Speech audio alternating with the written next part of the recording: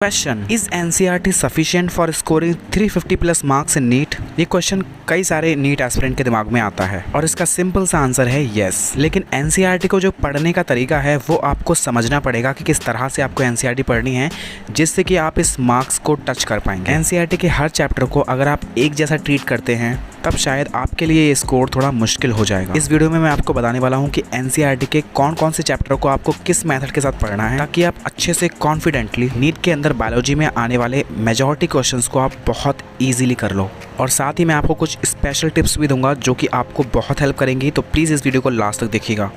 NCERT biology के सारे chapters को हम दो कैटेगरी में डिवाइड करेंगे, जिसमें जो कैटेगरी ए होगी उसके अंदर हम उन चैप्टर को इंक्लूड करेंगे जिन चैप्टर को समझने के लिए आपको ज़्यादा कॉन्सेप्ट की ज़रूरत नहीं पड़ेगी, सिर्फ आपको मेमोरी पावर लगेगी। अगर आपकी मेमोरी अच्छी है, आप अगर रट सकते हैं अच्छा, मतलब आपकी मेमोराइजिंग पावर अच्छी है जो कि जनरली गर्ल्स की ज़्यादा अच्छी होती है, तो आप कैटेगरी ए वाले सारे चैप्टर्स को बहुत ईजिली अगर आप एनसीईआरटी से लाइन बाय लाइन पढ़ेंगे और उन्हें अगर आप मेमोराइज करने की कोशिश करेंगे तो वो चैप्टर आपके ईजिली प्रिपेयर हो जाएंगे। और उन चैप्टर्स को प्रिपेयर करने के बाद में आप उन चैप्टर पर बेस्ड एनसीईआरटी बेस्ड बहुत सारे क्वेश्चंस करिए। क्वेश्चन प्रैक्टिस करने से आपको दो बड़े फायदे होंगे। पहला ये कि जो आपकी एनसीईआरटी के अंदर फैक्ट बेस्ड डाटा है उसको याद करने में आसानी होगी। दूसरा ये कि एग्जामिनेशन हॉल में आपकी स्पीड बहुत इंक्रीज हो जाएगी। और क्वेश्चन प्रैक्टिस करने के लिए आपको मैं दो बुक्स रिकमेंड करूंगा, एक है NCERT at your finger tip, दूसरी है डॉक्टर अली। आप इन दोनों बुक्स में से एक बुक को चुन लीजिए। अगर आप खरीद नहीं सकते हैं, अगर आपकी फाइनेंशियल कंडीशन अच्छी नहीं है, तो आप इनके पीडीएफ भी डाउनलोड कर सकते हैं।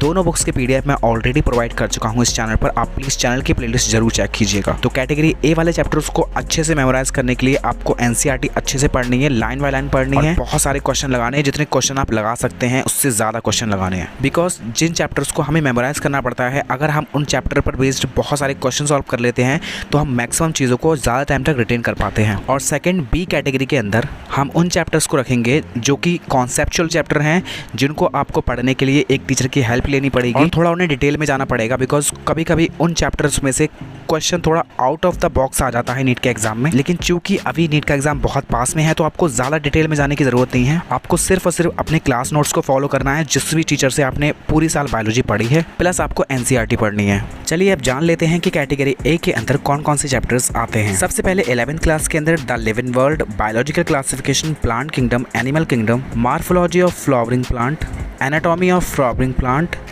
structural organization in animal, cell the unit of life, cell cycle and cell division, mineral nutrition। अब आते हैं 12th क्लास की एनसीईआरटी पर। Reproduction in organism, reproductive health, strategies for enhancement in food production, microbes in human welfare and last environmental issue. ये वो NCERT के easy chapter हैं जो कि आप एनसीईआरटी से भी पढ़ेंगे। अगर 100% एनसीईआरटी अच्छे से कवर कर लेंगे तो आप नीट एग्जाम में आने वाले सारे क्वेश्चन ईजिली टैकल कर लेंगे। अब बात करते हैं कैटेगरी बी के बारे में। 11th के अंदर आपको biomolecule, full plant physiology except mineral nutrition and full human physiology. And 12th के एनसीईआरटी के अंदर sexual reproduction in flowering plant, human reproduction, genetics and evolution full unit, human health and disease, biotechnology full unit and full ecology unit except environmental issue. इन chapter को आपको थोड़ा सा detail में पढ़ने की जरूरत है, बिकॉज इन चैप्टर के अंदर अगर आप एनसीईआरटी को पढ़ेंगे तो आपको उनके कॉन्सेप्ट अच्छे से समझ में नहीं आएंगे, बिकॉज ये सारे कॉन्सेप्चुअल चैप्टर हैं और कॉन्सेप्ट को समझने के लिए आपको टीचर की हेल्प लेनी पड़ेगी। गाइस मेरा आपको एक सजेशन है, अगर आपने एनसीईआरटी का अभी रिवीजन स्टार्ट नहीं किया है तो मैं आपको सजेस्ट करना चाहूँगा कि आप प्लीज़ पहले उन चैप्टर को कंप्लीट कीजिएगा जिनका वेटेज ज़्यादा है। तो आपकी इस टेंशन को भी सॉल्व करने के लिए मैंने आपके लिए लिस्ट प्रिपेयर की है। इस लिस्ट के अंदर मैंने एनसीईआरटी के सारे चैप्टर्स को मेजर और माइनर टॉपिक्स में डिवाइड कर दिया है। और जब भी आप पढ़ाई स्टार्ट करेंगे तो आप प्लीज़ पहले मेजर टॉपिक को फिनिश कीजिएगा, उसके बाद माइनर टॉपिक को कीजिएगा। देखिए आपको वैसे तो सारे टॉपिक्स प्रिपेयर करने हैं, लेकिन अगर आप हाई वेटेज वाले चैप्टर्स को पहले प्रिपेयर कर लेते हैं तो आपके अंदर एक कॉन्फिडेंस बिल्ड हो जाएगा कि आपका मैक्सिमम मार्क्स का जो प्रिपरेशन है वो कंप्लीट हो चुका है। एंड उसके बाद जब आप माइनर टॉपिक स्टार्ट करेंगे तो आपके दिमाग में स्ट्रेस खत्म हो चुका होगा,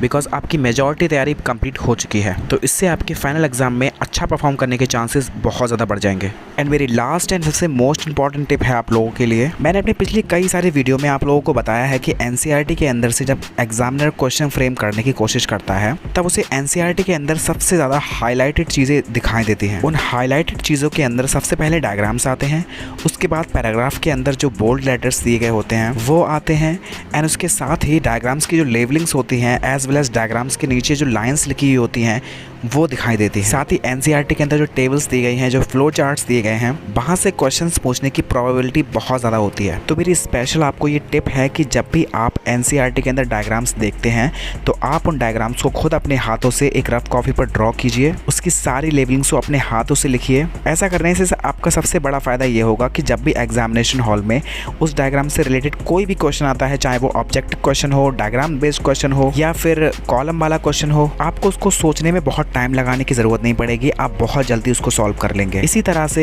एनसीईआरटी के जो पैराग्राफ्स होते हैं उसके अंदर जो बोल्ड लेटर्स दिए गए होते हैं, आप कोशिश कीजिए एक अलग कॉपी के अंदर उन सभी बोल्ड लेटर्स को लिख दीजिए और साथ ही उस लेटर के आगे उसकी डेफिनेशन लिख दीजिए। तो इस प्रकार से आप एनसीईआरटी से बनने वाले हर क्वेश्चन को आप बहुत इजीली टैकल कर लेंगे। साथ ही जब भी आप एनसीईआरटी पढ़ते हैं तो कोशिश कीजिए हर पैराग्राफ से क्वेश्चन फ्रेम करने की, एग्जामिनर के माइंडसेट से सोचने की कोशिश किया कीजिए। इस प्रकार से एनसीईआरटी पढ़ने से आपके मेन एग्जाम के अंदर 360 आउट ऑफ 360 आने की प्रोबेबिलिटी बहुत ज़्यादा बढ़ जाती है। सो गाइस, ये देखो सीक्रेट टिप्स एनसीईआरटी बायोलॉजी को पढ़ने के। आई होप कि आप इन सबको फॉलो करेंगे और प्लीज़ गाइस मुझे कमेंट सेक्शन में ज़रूर लिखिएगा कि आपको इससे फ़ायदा हुआ या नहीं। मुझे पूरा यकीन है अगर आप इस मेथड को अप्लाई करेंगे तो आपको एक हफ्ते के अंदर अंदर रिजल्ट मिलना शुरू हो जाएगा। और अगर आपने वीडियो यहाँ तक देखी है तो प्लीज़ कमेंट सेक्शन में लिख दीजिएगा I will surely apply this method, जिससे मुझे पता चल जाएगा कि आप मेरे रियल सपोर्टर हैं और आपने वीडियो लास्ट तक देखी है।